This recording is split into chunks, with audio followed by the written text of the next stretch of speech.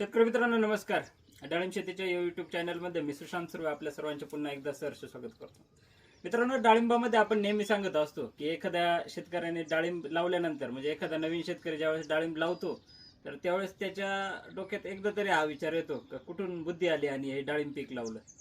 पण अनेक वेळा असं होतं की तो विचार बाजूला सारून जो शेतकरी पुढे जातो, डाळिंबाग ठेवतो, तर त्याचे जे आहे एखाद्या वर्षी चांगले पैसे नक्कीच होतात. म्हणजे बऱ्याच वेळा आम्ही असं देखील सांगतो की डाळिंबमध्ये एक वर्ष असं येतं का ज्याच्यामध्ये मागील सर्व वर्षांची कसर जी आहे त्या ठिकाणी निघून जाते, मागील तोटा त्या ठिकाणी निघून जातो आणि नफ्यामध्ये जे आहे शेतकरी त्या ठिकाणी राहतो. आज जर बघितलं तर हा आरक्ता व्हरायटीचे डाळिंब आहे. म्हणजे जुलै नंतर आरक्ताचे डाळिंब सहसा कुठं बघायला भेटत नाही, कारण डाळिंब जे आहे याची साल पातळ असते आणि नंतर लवकर डाळिंब जे आहे हे खराब होतात. पण आज हा 2 टन डाळिंब जे आहे या ठिकाणी आहेत आणि अजून 40 टन डाळिंब जे आहे बागेमध्ये शिल्लक त्या ठिकाणी आहे.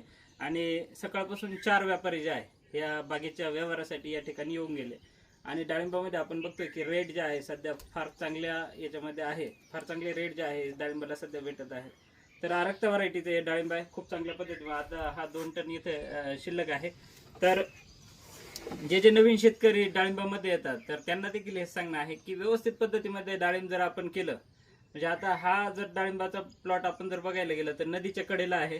धुकं वगैरे त्या ठिकाणी व्यवस्थित सप्टेंबर ते डिसेंबर धुक्याचं प्रमाण देखील मोठ्या प्रमाणामध्ये राहतं आणि अशा परिस्थितीमधून बाग पुढे काढणं आणि ते अशा चांगल्या पद्धतीने म्हणजे गुणवत्तापूर्ण उत्पादन त्या ठिकाणी घेणं म्हणजे ही देखील एक कसरत जी आहे आपण त्या ठिकाणी म्हणतो. पण डाळिंबामध्ये हेच असतं की शिकत जायचं असतं व्यवस्थित पद्धतीमध्ये, काय कशाचे रिझल्ट येतात, कशाचे रिझल्ट येत नाही, कशाने साईज होते, काय नाही.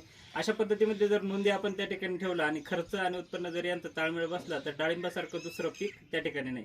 मागील एका व्हिडिओमध्ये देखील आपण सांगितलं होतं की एखाद्या पिकाची जीवावर जमीन घ्यावी आणि त्या पिकाने 2-3 वर्षामध्येच ती जमीन नील करावी, असं एकमेव पीक म्हणजे # डाळिंब.